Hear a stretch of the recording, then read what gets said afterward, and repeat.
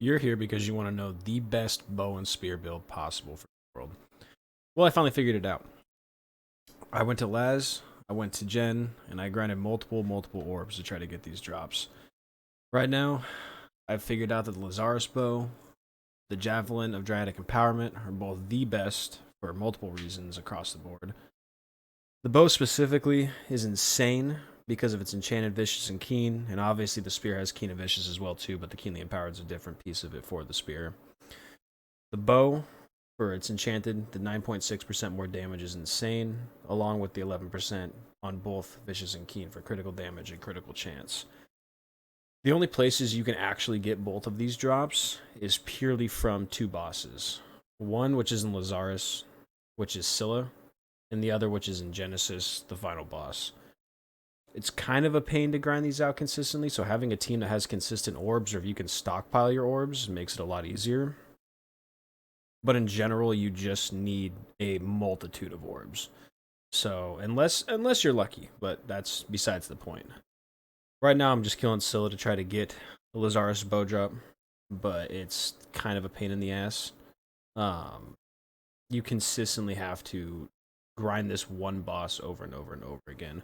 So I'd recommend having about 10 to 15 orbs on your personal, and then obviously you can buy into your dungeons if you want as well too. Maybe you can get lucky and get some free ones as well, but that's just up in the air. You will be getting these drops consistently from those two bosses, but unless you are 600 expertise in either the bow or the spear, they will not be legendary. And even if you are 600 expertise, they may still not be legendary as you get them to drop, but at that point you can upgrade them with your Umbral Shards.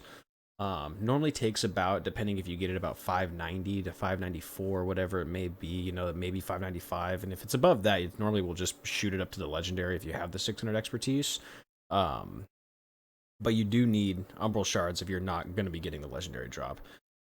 So it's really nice to stockpile those as well too. So when you do get these drops, you can just immediately upgrade them to the legendary, because what you're missing out is an entire perk. Having the legendary on the bow allows you to have the enchanted buff on it, I believe.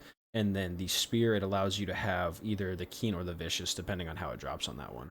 This expedition that I was running, I got the Lazarus bow, but it obviously right here wasn't anything special. It was better than the one I currently had, but I'm not 600 expertise just yet.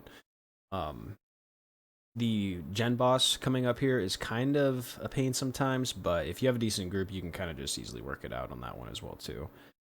The spear from her is insane. These are both items mainly meant for PvP. They're still good in dungeons, but you can get other specific drops from the dungeons that will benefit you with the plus 14% damage increase to either the Angry Earth for Genesis, or it'll be the Ancients for Lazarus. Major benefit to having these two items over others due to literally the three perks that are on them. It kind of works the same way for the Infamy, which drops from the first boss in Genesis, which is the Best in Slot Musket. It's specifically good just because you obviously have the Enchanted, you have Vicious and Keen as well too, and for PvP, it is so much more damage. So in your OPRs that you're running, whether you're in wars, whether maybe just open world PvP, you'll just be doing a consistent amount more damage just across the board. Because you don't need obviously the plus 14% damage against Angry Earth, Ancients, Lost, whatever it may be on those items. So you're kind of wasting a spot on that. Also, your jewelry does come into a big play as well. And grinding these dungeons, you're not just, even though you're searching for these two items, you still will be getting your expertise up, whether you're just not 600 in all the items right now as well too, whether it's your armor, jewelry, other weapons you have as well too. But it will consistently just help you level your character up, level your gear up, and just be better in the long run.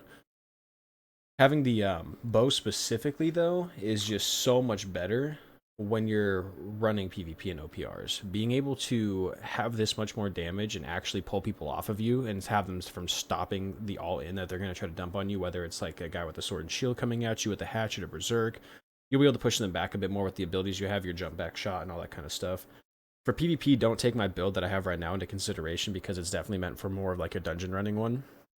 I'll make a video separate on a later date to kind of explain what abilities you need to be running for PvP when it comes to these two weapons, because this is the consistent build that I run pretty much everywhere that I go.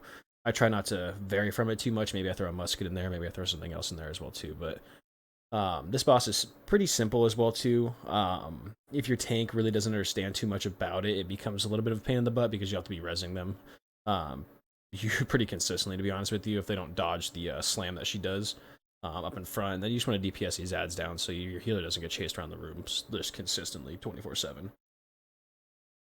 Having the spear is a huge game changer as well for PvP.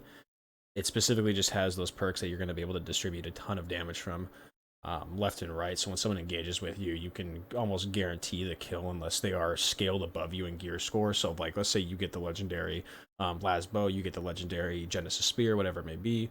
You have it in 590, 600 range, whatever it may be. You will have to somehow outplay them mechanically because the damage they will have 1v1 on you if they have a 625 expertise spear, like they put in the more time for the emerald shards. They've just their items are just stronger in general. That comes down to like the mechanics that you have to play them for sure. Part of how to get orbs as well is very key, so you're not just only being able to do so you're not to pay 24/7, 500 gold each, whatever it may be. That's usually the max you should be paying for them.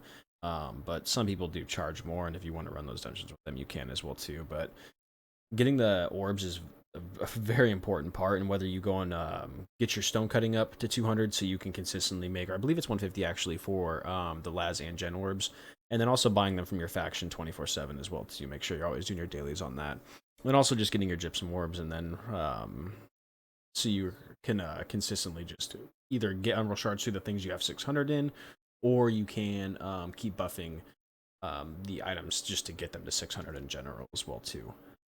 It's a very key piece of it. And from here, I also got the javelin as well, which is awesome. That spear is so strong. Obviously, I'm not moving now because I got super excited about it and I was yelling like crazy because it took me a ton of gen runs just to get that one specific drop. But I'll be making more videos and some stuff later. I appreciate you guys watching and have a great rest of your day.